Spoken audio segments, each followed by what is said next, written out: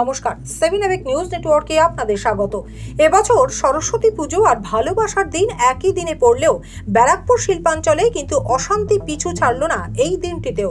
দীর্ঘদিন ধরেই ব্যারাকপুর পুলিশ কমিশনারেটের অন্তর্গত এলাকা জুড়ে একের পর এক দুষ্কৃতী দৌরাত্ম্যের খবর উঠে আসছে সংবাদের শিরোনামে।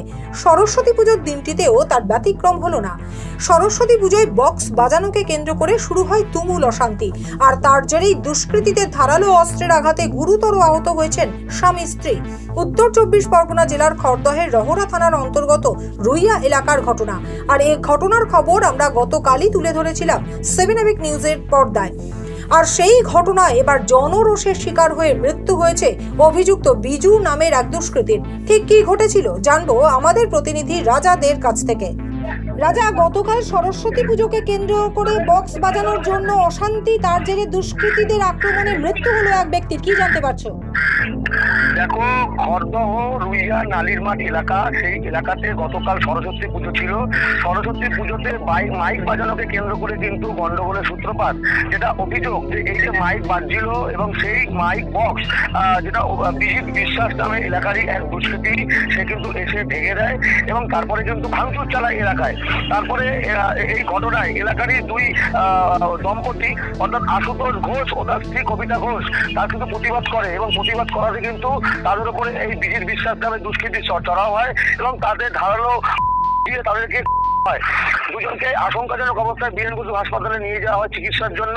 তারপরে কিন্তু এলাকার যারা বাসিন্দা রয়েছেন তারা কিন্তু ক্ষিপ্ত হয়ে ওঠেন এবং তারপর কিন্তু এই বিজিত বিশ্বাস যে আছে যে দুষ্কৃতী, সে কিন্তু মদ্যপ অবস্থায় ছিল এবং তাকে কিন্তু ঘিরে ধরে স্থানীয় বাসিন্দারা এবং এলাকার মধ্যে কেউ তাকে ফেলে ব্যাপক দেওয়া হয় এবং দেওয়ার ফলে ফলে বিজিত বিশ্বাসকে কিন্তু আশঙ্কাজনক অবস্থায় হাসপাতালে নিয়ে যাওয়ার পথেই বিজিত বিশ্বাসের মৃত্যু হয় এবং ঘটনাকে কেন্দ্র করে এলাকায় ব্যাপক উত্তেজনা তৈরি হয়। আজকে সকালবেলাও কিন্তু এলাকা যথেষ্ট থমথমে রয়েছে এবং পরিস্থিতি এতটাই অগ্নিগর্ভ হয়ে ওঠে যে পুলিশকেও কিন্তু বেগতিক হতে হয় এবং পুলিশকেও কিন্তু সে জায়গা থেকে এই যে ঘটনা কিন্তু থামাতে কিন্তু যথেষ্ট বেগ পেতে হয়। এখনো কিন্তু যারা এই বিজিত বিশ্বাসকে মারধর করে মেরে ফেলেছে তাদেরকে কিন্তু পুলিশ গ্রেপ্তার করতে পারেনি। গোটা ঘটনা তদন্ত শুরু করেছে রহরা থানার পুলিশ। গৌতমী, ধন্যবাদ রাজা, তুমি আমাদের সঙ্গে থাকো। আক্রান্ত আশুতোষ ঘোষ এবং তার স্ত্রী কবিতা ঘোষকে গুরুতর আহত অবস্থায় বীরেন বসু মহকুমা হাসপাতালে নিয়ে যাওয়া হলেও প্রাথমিক চিকিৎসার পর কবিতা ঘোষকে ছেড়ে দেওয়া হলেও আশুতোষ ঘোষকে আশঙ্কাজনক অবস্থায় অন্যত্র স্থানান্তরিত করা হয়। গতকালের এই ঘটনার জেরে আজও থমথমে হয়ে রয়েছে গোটা এলাকা। পুরো ঘটনার তদন্তে নেমেছে রহরা থানার পুলিশ।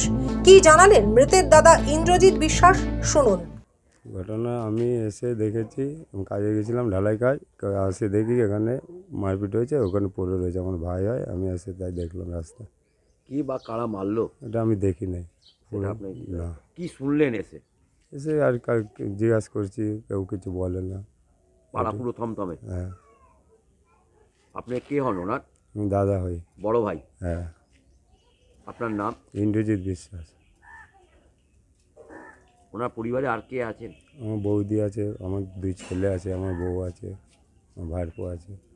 থানায় অভিযোগ করবেন কোনো ব্যক্তির বিরুদ্ধে বা কারোর বিরুদ্ধে? আমরা দেখি না, কি অভিযোগ করবো বলেন, আমরা কিছু করার নেই, কি করবো বলেন।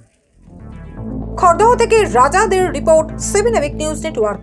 আরও বিভিন্ন খবরের আপডেট জানতে হলে অবশ্যই সাবস্ক্রাইব করুন 7 এভিক নিউজ নেটওয়ার্ক চ্যানেলটি, কারণ আপনাদের একটা সাবস্ক্রিপশন আমাদের কাছে অত্যন্ত মূল্যবান। জয় হিন্দ।